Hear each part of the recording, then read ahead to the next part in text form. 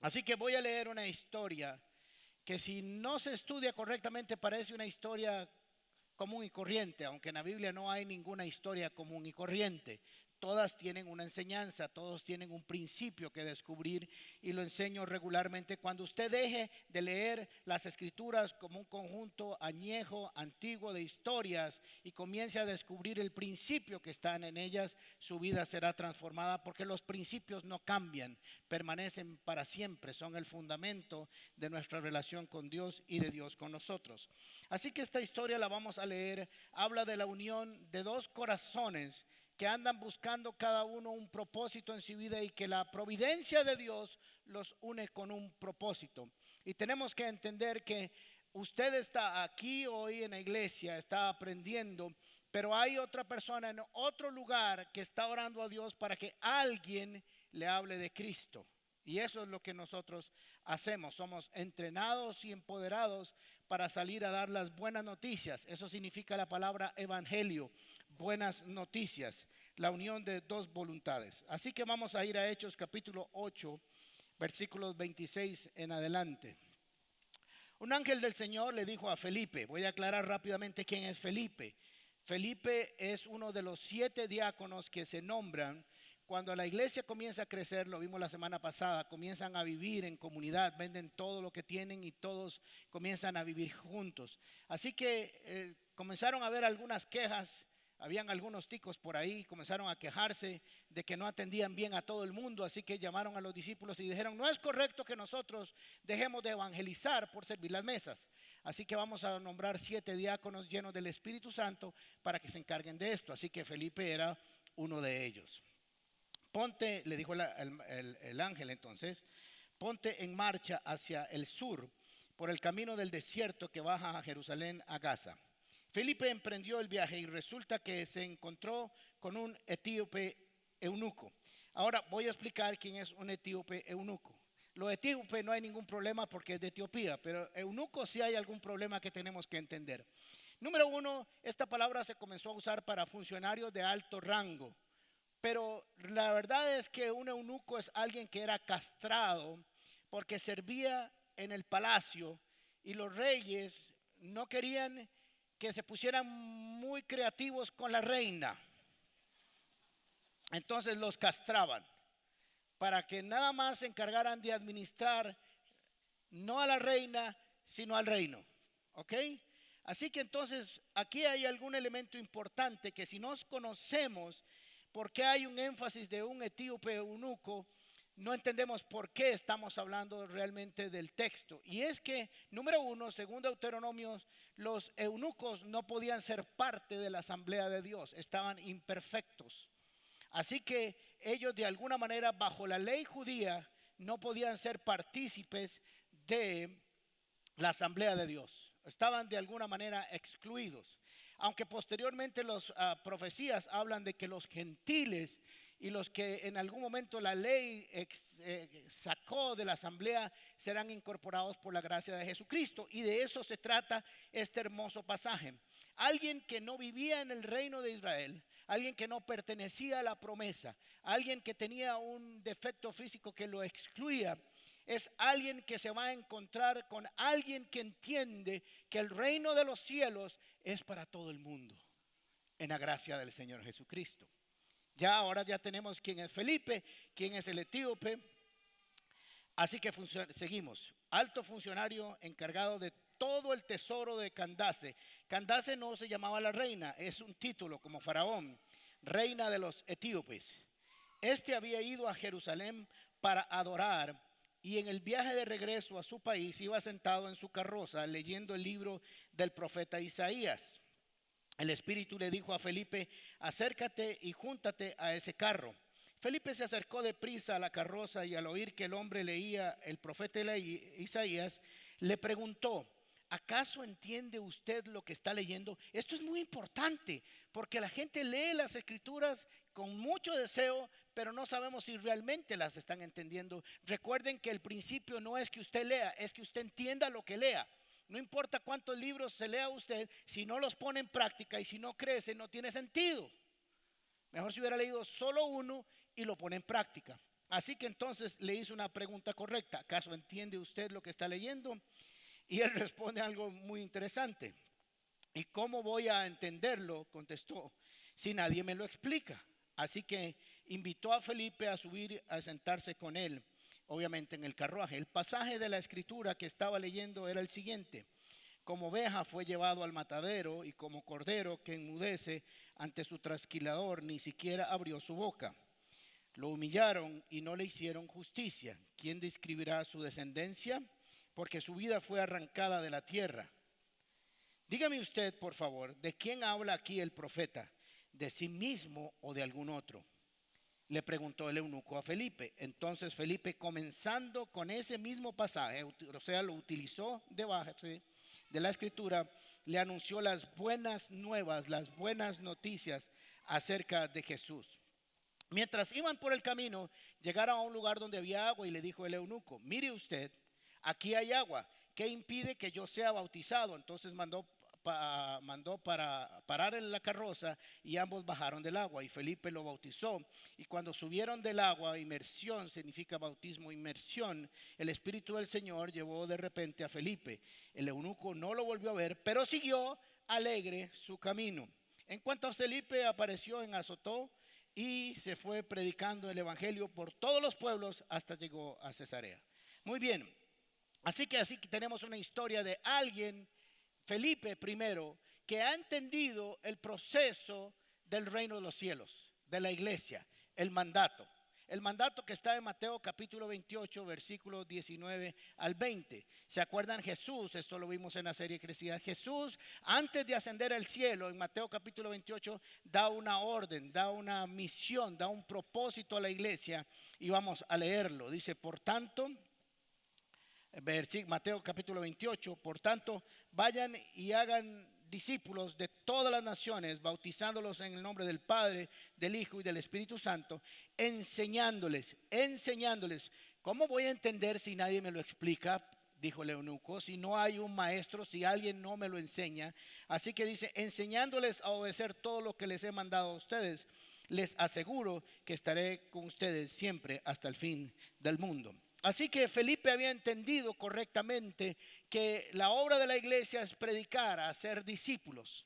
Hace muchas cosas la iglesia, pero hace discípulos esencialmente porque eso es la orden del maestro, del dueño, de la cabeza de la iglesia. Dijo, hagan discípulos. Así que Felipe había entendido perfectamente que él tenía que operar en el reino de los cielos de una manera importante, trascendente y activa.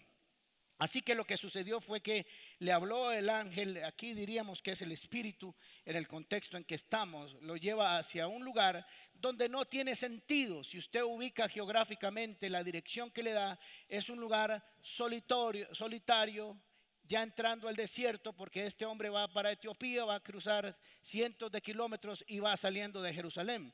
No había mucha gente, pero ahí lo importante de escuchar la voz de Dios cuando Dios va a cumplir un propósito en nuestras vidas y en el propósito de alguien más. Así que es importante que siempre estemos atentos a la voz de Dios, de cuando Dios quiere hablar con alguien. A mí me pasa que me levanto y comienzo a pensar en alguien que hace tiempo no pensaba. Y lo primero que hago es busco su teléfono, o si no lo tengo, lo busco en San Google o en Facebook, y ahí va a aparecer. Así que le doy una llamada y le digo, hola, ¿cómo estás? Hace tiempo no te oigo, no te veo. ¿Cómo estás? Estoy para servirle. Y aquella persona me dice, ¿cómo sabía usted que tenía que llamarme hoy? Le digo, bueno, algo me dijo en mi corazón que tenía que hacerlo. Así que cuando usted, Dios le ponga en su corazón a alguien, hágalo, llámelo.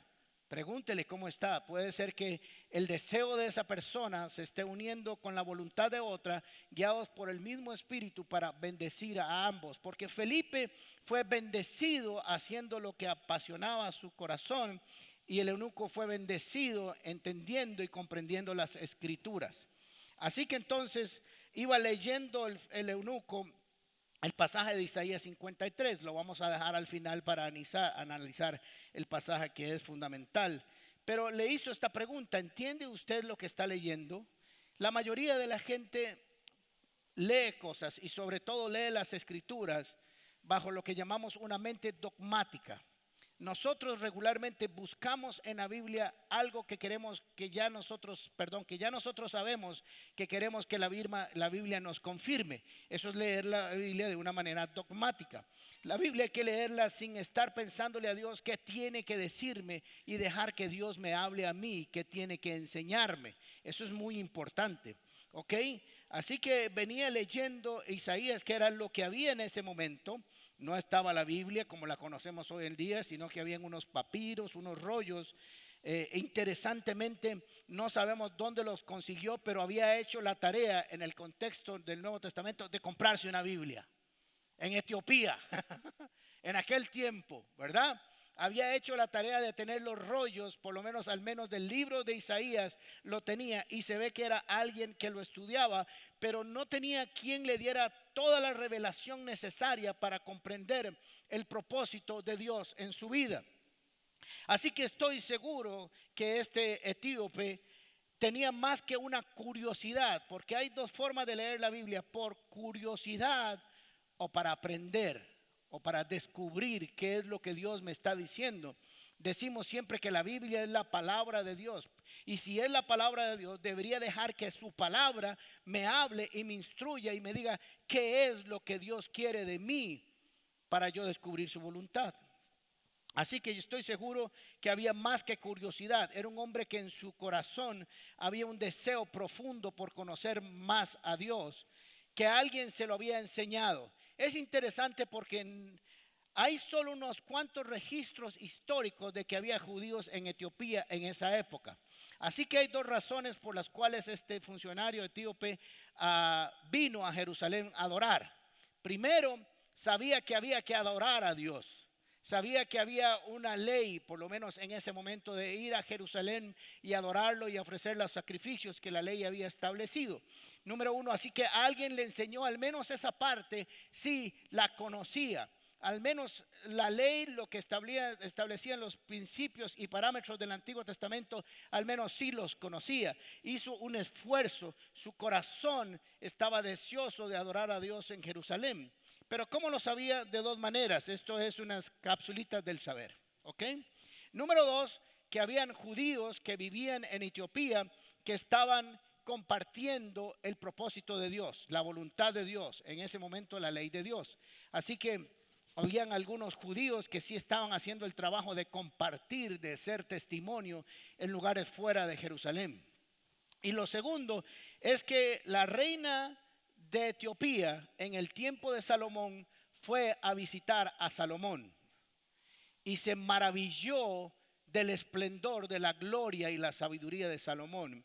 Ella estuvo ahí y ella adoró al Señor ahí, y lo que se cree es que hay en Etiopía, o había en Etiopía, la fe judía, a causa de que ella fue maravillada con la presencia de Dios y la sabiduría que Salomón tenía, y había quedado ahí algunos rastros de esa visita. Interesante. Así que entonces este hombre tenía un deseo profundo para recorrer cientos de kilómetros, no en un camino muy bueno, aunque para ese tiempo tenía una limusina, ¿verdad? Pero no era fácil ir. Y estoy seguro que lo que dice Jeremías capítulo 29, versículo 13, se hizo una realidad. Dice Jeremías capítulo 29, versículo 13.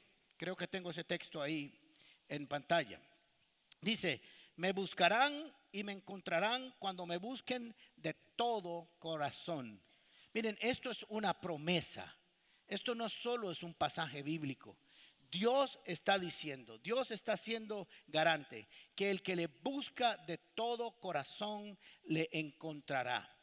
Cuando las personas realmente quieren tener un encuentro con Dios, un encuentro honesto, un encuentro transparente, un encuentro donde estén dispuestos a escuchar la voz de Dios y a dejarse guiar por Dios, Dios tiene una garantía. Dice: me buscarán y me encontrarán cuando me busquen de todo corazón. Así que le tengo una muy buena noticia hoy a cada persona que está aquí con nosotros y los que nos están viendo por internet. Si estás dispuesto a buscar a Dios de todo corazón, yo te garantizo que Dios te buscará. La palabra de Dios dice: vuélvanse a mí y yo me volveré a ustedes. Así que es una buena mañana para volverse de todo corazón a Dios y encontrarlo. No determine usted cómo es que va a ser ese encuentro. Nada más esté dispuesto a que Dios le hable a su corazón y lo va a hacer.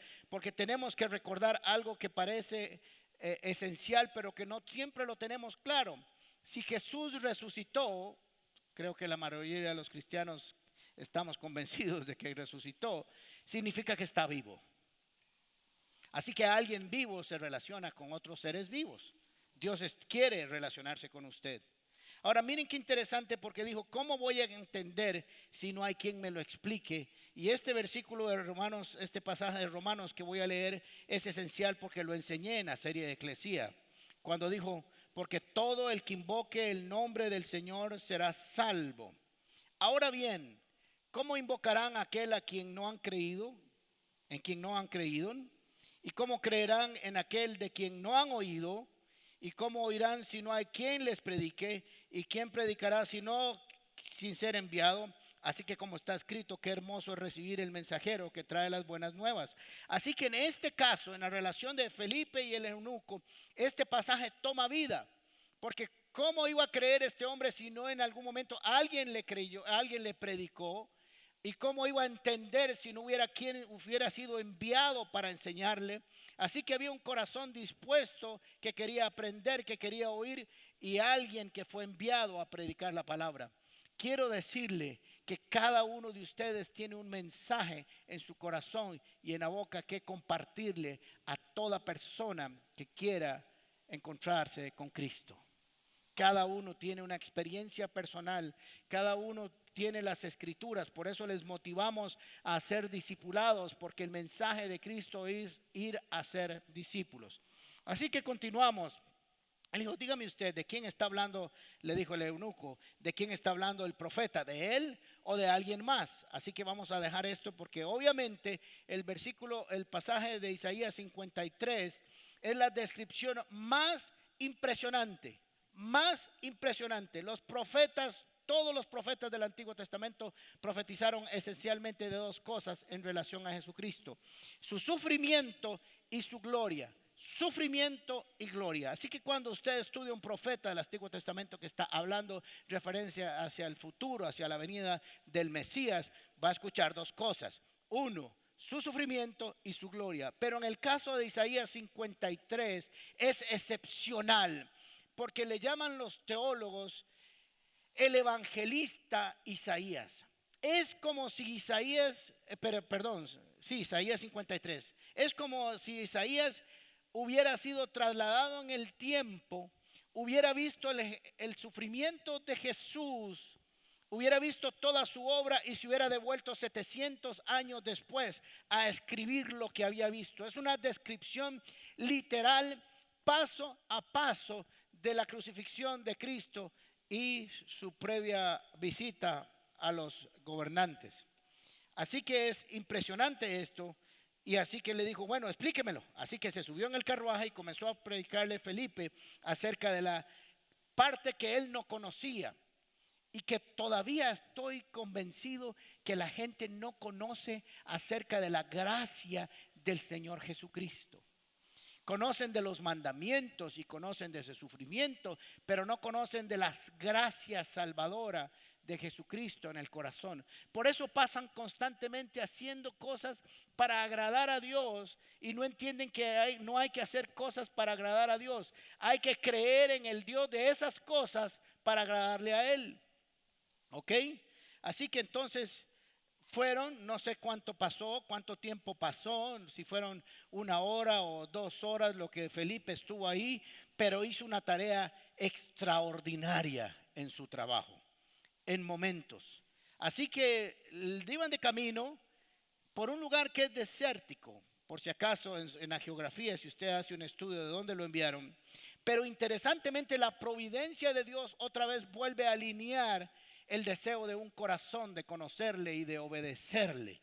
Es extraordinario esto. Por eso yo le voy a decir a usted que dice que Dios concede las peticiones de tu corazón. Cuando tienes un buen deseo para Dios, Dios hará, si tiene que ir a otro país, si hablarle a otra persona que está lejos, si hablarle a otra persona que no conoces, pero que en algún momento se va a juntar para cumplir el deseo de tu corazón, Dios lo va a hacer. Dios traerá un Felipe a tu vida. Dios traerá a alguien que te predique, si ese corazón realmente quiere conocerlo completamente. Así que entonces hizo la tarea, iban ahí y de pronto hay un poco de agua en medio de ese camino pedregoso, seco y solitario. Y el eunuco o el etíope dice algo extraordinario: aquí hay agua, ¿qué impide que yo sea bautizado?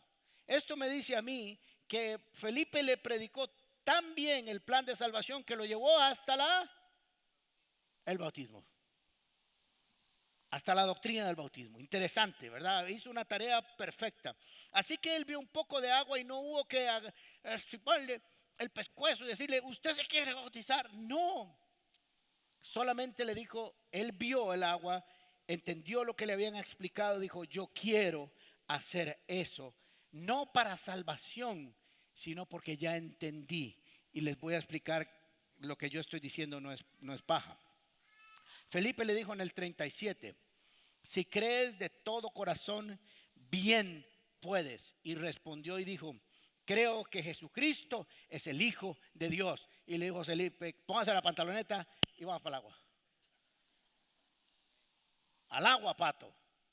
Si eso es lo que crees y eso ya está en tu corazón, ¿qué impide? Era lo único que puede impedir a alguien bautizarse, es no creer. Porque lo demás, en la gracia salvadora de Jesucristo, todo el mundo tiene esa posibilidad hermosa de hacerlo. Así que suceden dos grandes cosas a mi juicio que son extraordinarias. Dice que así como Felipe fue llevado de manera milagrosa a un encuentro con él, una vez que cumplió su propósito, desapareció.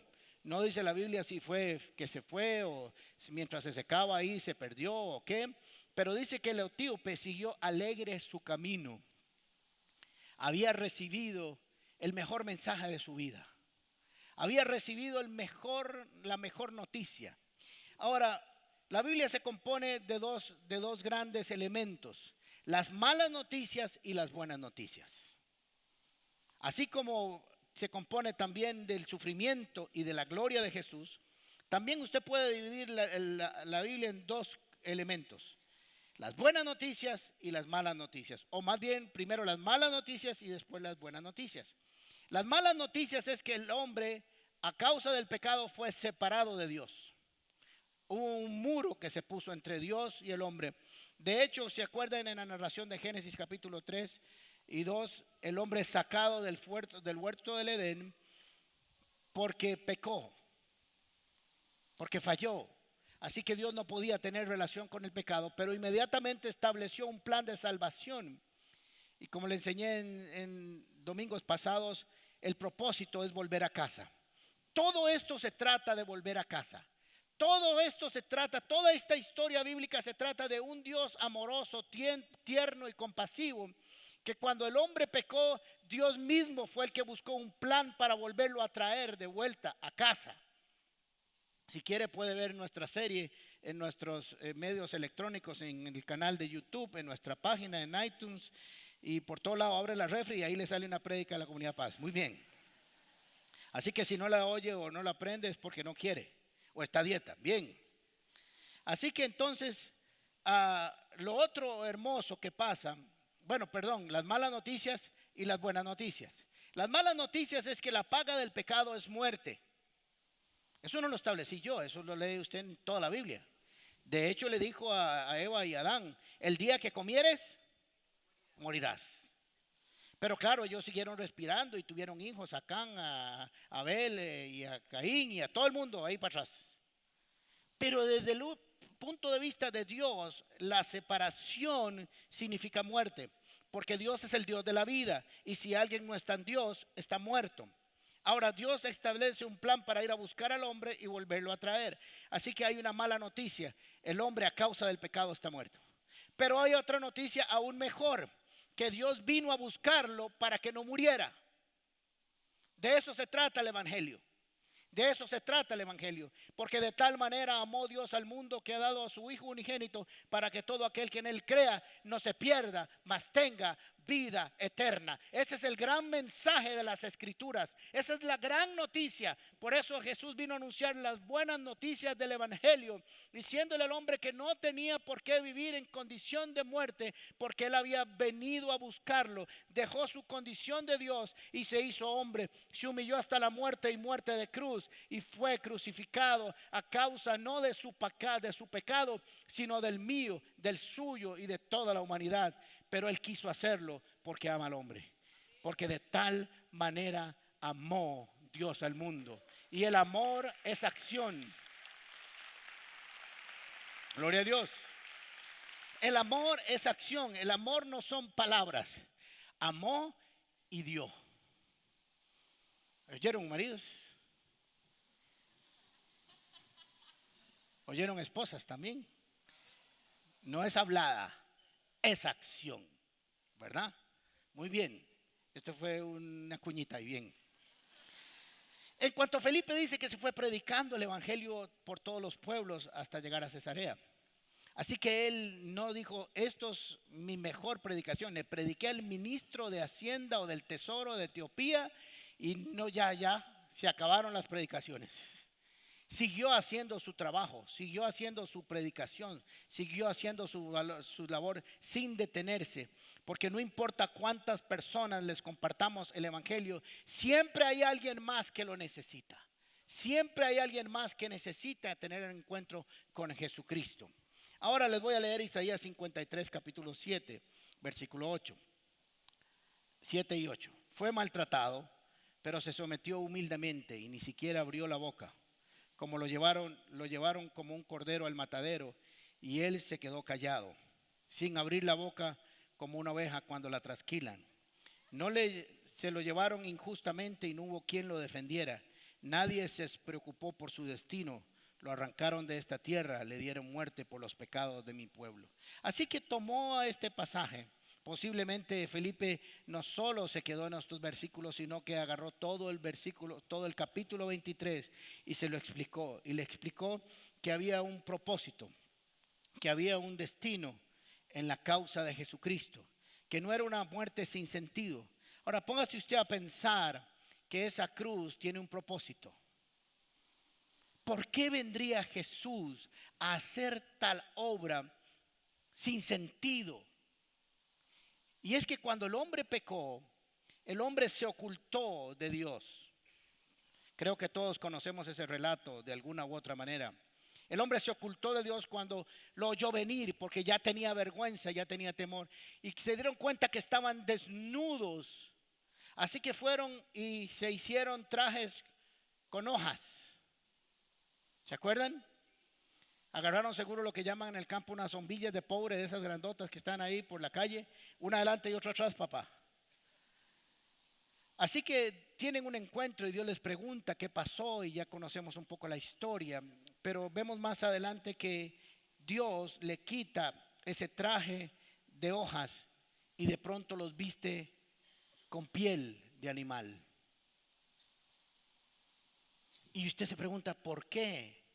No era que las hojas se le iban a secar y de pronto mañana ya no tenía traje.